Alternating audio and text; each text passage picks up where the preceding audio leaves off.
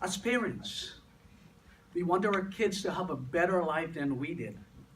And in the process, many times, we end up spoiling them.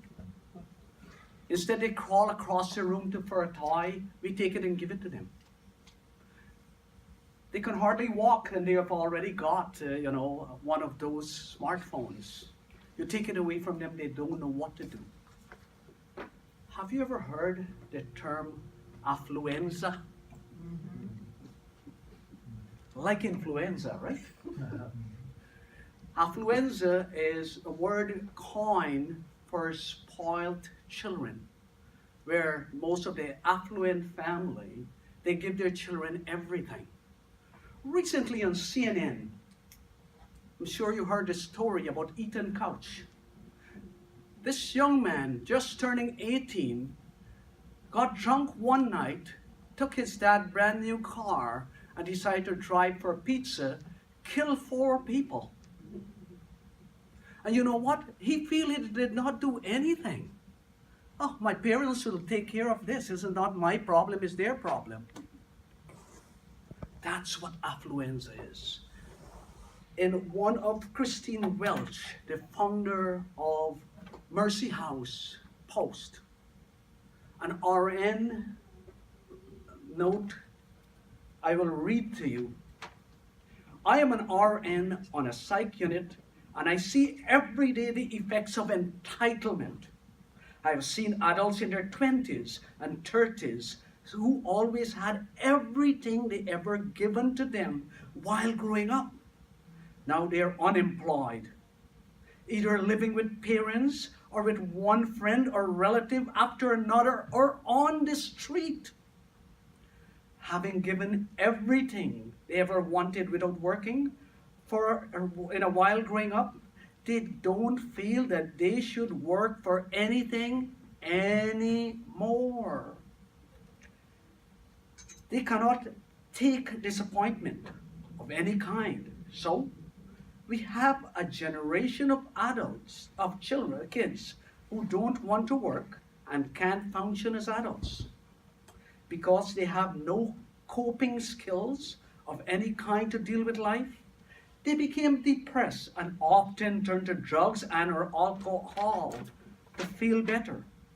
Then they end up on our ward, depressed, suicidal, and addicted. Isn't that a major problem? Do you want to give your kids everything again? Make their life better than you? See, I have 4 kids, and they are now young adults. And when they were small, they were all given jobs to do. From the time they start to reach about 12 years, they carry part-time job. And this way they value $1.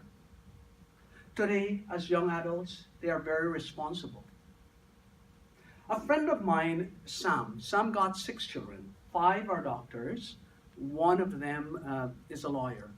He called me the other day. He said, Jay, I am making donuts at the back. You have a donut shop. I'm making donuts. And kids are like donuts. What you mean, Sam? Kids are like donuts? He said, no. I could mold it any way I want. But the minute I take it out of the oven, if I only try to touch it, it breaks. Yes, Sam, you are right. Kids are like donuts. In the early days, you can mold their mind. But later in life, if you mold them well, you can only glaze them. So Sulyar Lildar, she is the professor of psychology at Arizona State University. And she said, I will quote her, there is growing evidence that children of the affluent are becoming increasingly troubled as adults. Fellow Toastmasters and friends, affluenza is a nasty virus. And it's very contagious. So what we need to do, we need to give it a shot. We need to stop it while it's there. Dr. Earl Nightingale, known as the Dean of Personal Development, says, what seems harsh and cruel in nature is actually wisdom and gentleness in years ahead. It's good to spoil our children now and again. I mean, Christmas time is coming. Sure, why not? By giving them things occasionally, this way they will experience joy. They will experience what happiness is, and they will experience gratitude. And it's good to inject in life disappointment and hardship as well.